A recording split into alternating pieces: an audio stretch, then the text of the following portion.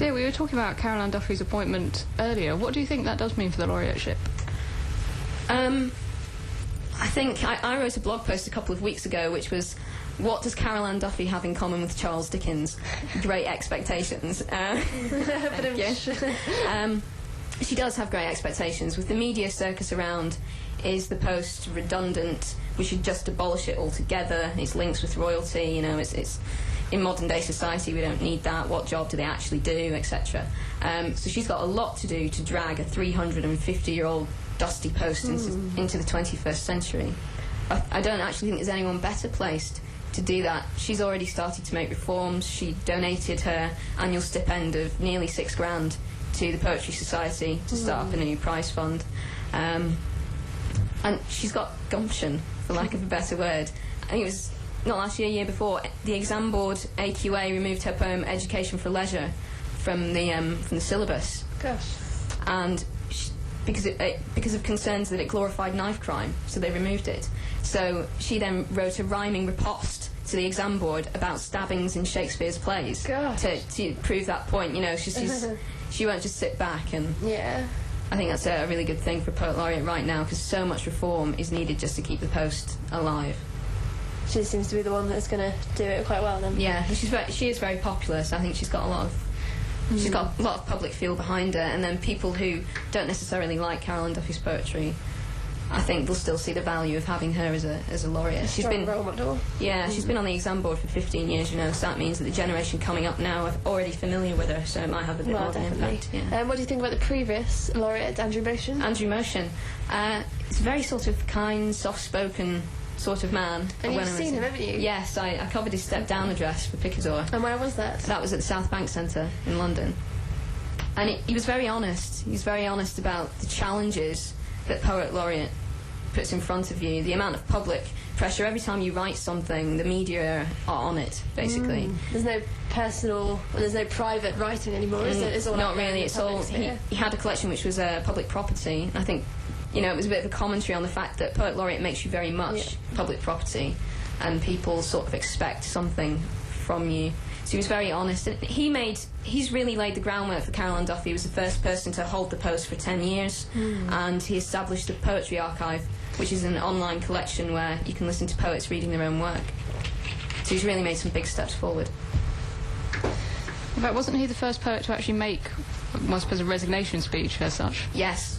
He was the first poet to voluntarily resign and, give a... It's quite revolutionary, really, isn't it? Yeah, it's almost as revolutionary as having a woman as well after that. So. Yeah, it's really exciting. I think good times for poetry, especially the poetry season on the BBC as well. Yeah. Can't get away from it. Would you like to read another poem on that? Yes, since we can't get away from it. Sure. I'll read one that I've been working on at the minute. There's no real introduction. It's called Cobalt. The only thing you probably would like to know is that Prometheus is mentioned. Prometheus in mythology stole fire from the gods, and is credited with sort of the establishment of mankind. Cobalt is thought to be necessary for life. Its primary ores all contain arsenic.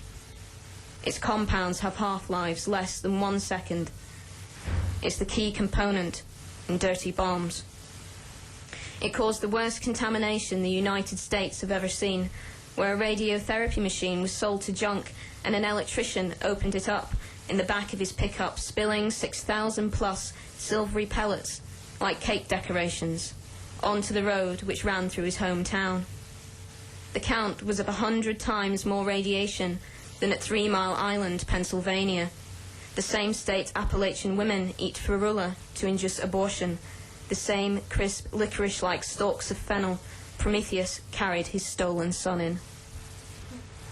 Oh, fantastic. This sounds like this first collection is going to be brilliant. Yeah, I can't wait for it to come out. I think it's got a way to go yet, but things are getting out there soon, hopefully. So. Brilliant. So you're about halfway through getting it all together, or still in the drafting stage? I'm still very much at the drafting stage, but it's definitely coming together.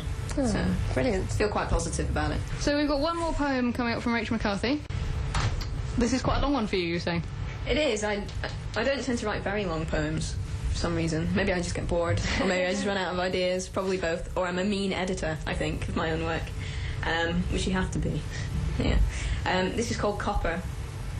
Everything about this is self-explanatory, and it was fueled by a visit that I made to the Science Museum in London to look at they have a display of things made out of different elements, combined with a news report about Iraq, really.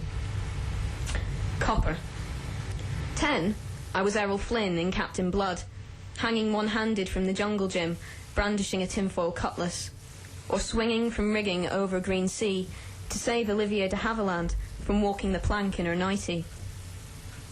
20, I sailed through basic Navy training. Blindfolded, could chart a course here to Hofei while tying a double sheepshank. After 9 years, I'd earned my captain's stripes, had seen the sunrise over eastern sands, boarded ships that passed in the night. 30, I was stationed off the Falklands, guarding a beachhead north of Ajax Bay. When the first bomb landed, it started a fire which breached the hull, reached the engine rooms. We were stranded. The next hit tore us waterline to funnel. 40, I was barely staying afloat. The wife left, of course, took the kids away. I couldn't keep a job. Understand, if you're not missing legs, you're pulling theirs. Tapped in the head. So 2 weeks and I'm canned. End up begging for bus fare. 50, I'm for any port in a storm.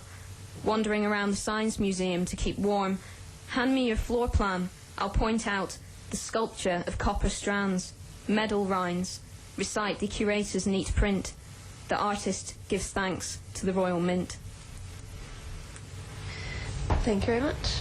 Well, that's wonderful. So when can we next catch you performing?